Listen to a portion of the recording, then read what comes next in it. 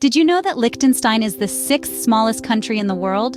You could literally walk across it in just a few hours. How's that for a size surprise? Liechtenstein, despite its diminutive scale, is a nation that packs a punch. It's a land of contrast, a blend of the old and the new that's nestled snugly between Austria and Switzerland in the heart of Europe. Its geographical location alone is enough to pique one's curiosity. Imagine a country so small, yet sandwiched between two giants. It's like a precious gem hidden between towering mountains waiting to be discovered. But Liechtenstein is more than just its size. It's a country that's rich in history, culture, and tradition. It's a place where you can experience the charm of Europe in a nutshell. Now that we've captured your interest, let's dive deeper into the rich history of this tiny yet fascinating nation. The history of Liechtenstein dates back to the Roman Empire. In the heart of Europe, surrounded by majestic mountains and serene valleys, lies the tiny country of Liechtenstein. But before it became the principality we know today, it was a part of the vast Roman Empire. As the Romans expanded their territory, they brought with them their culture, architecture, and governance, leaving an indelible mark on the region.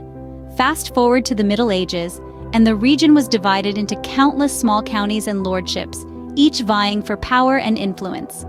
Among these were the County of Vaduz and the Lordship of Schellenberg, the two regions that would eventually unite to form Liechtenstein. The County of Vaduz came into existence in the 12th century. The name Vaduz itself is derived from the word Vatitius, meaning forest. This reflects the region's lush, verdant landscapes, a characteristic that remains prevalent in Liechtenstein to this day. Over the centuries, the County of Vaduz saw many counts and dynasties, each leaving their mark on the region's history and culture. Meanwhile, the Lordship of Schellenberg was established in the 13th century. The region was known for its strategic location, offering a commanding view of the surrounding valleys and passes. This made it a coveted possession among the various lords and knights of the time. The histories of Vaduz and Schellenberg are interwoven with tales of alliances, conflicts, and power struggles. Yet despite the turbulence of the times, the regions managed to retain their unique identities. They remained separate entities until the late 17th century when they were acquired by the House of Liechtenstein, marking the first step towards the formation of the modern-day principality. The formation of these two regions marked the beginning of Liechtenstein as we know it. The story of Liechtenstein is a testament to the resilience of its people, their ability to adapt and thrive amidst changing times, and their unwavering commitment to preserving their heritage. As we continue our journey through Liechtenstein's history, we'll see how these qualities have shaped the country's evolution and its place in the world. Fast forward to 1719, when the regions of Vaduz and Schellenberg united to form the Principality of Liechtenstein. This union wasn't just a simple merger, it was a strategic move, a masterstroke in the grand game of European politics.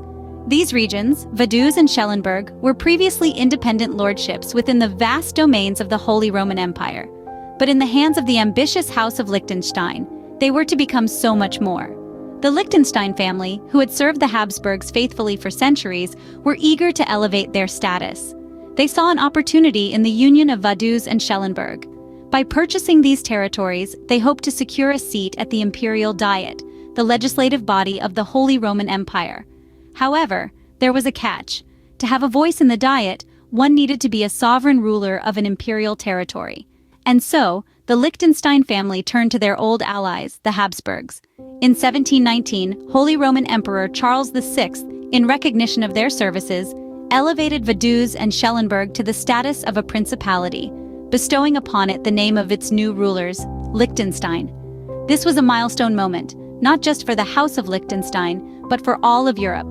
The birth of this new principality marked a shift in power, a change in the landscape of European politics. The House of Liechtenstein had risen from loyal vassals to sovereign rulers, a feat not easily achieved in the intricate web of power and alliances that was the Holy Roman Empire.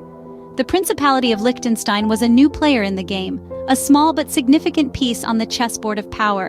It would go on to weather the storms of history, enduring wars and revolutions, changes in borders and regimes, standing firm against the tides of time. And thus, the Principality of Liechtenstein was born, the last remnant of the Holy Roman Empire existing to this day. As the world was engulfed in flames during the World Wars, Liechtenstein maintained its neutrality. A small nation tucked away in the heart of Europe, Liechtenstein's history during these tumultuous times is a testament to its resilience and determination to preserve its independence. In the midst of the First World War, Liechtenstein held firm to its neutral stance. Despite its geographical proximity to the warring nations, it managed to keep itself distanced from the conflict. This was no easy feat, as the war brought with it a wave of economic struggles. With the disruption of trade routes and a scarcity of resources, the Principality had to navigate through a sea of financial challenges. Yet it persevered, maintaining its neutrality and sovereignty. As the Second World War dawned, Liechtenstein once more found itself in a vulnerable position. Sandwiched between Nazi Germany and Fascist Italy, the Principality faced an ever-present threat. However, Liechtenstein held its ground, refusing to bow to external pressures. It remained a haven of peace amidst the chaos, offering refuge to those fleeing the horrors of war. This was a time when the nation's commitment to peace and humanity truly shone. But the war years were not without their hardships. The Principality's economy, heavily dependent on its neighbors, was hit hard. Liechtenstein had to find new ways to sustain itself, turning to innovative solutions and diversifying its economy. It was a period of great transformation, one that laid the foundation for the prosperous nation we see today.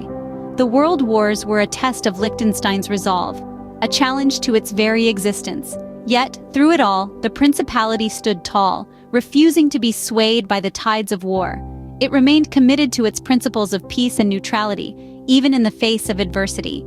Despite the turmoil surrounding it, Liechtenstein remained a beacon of peace and neutrality.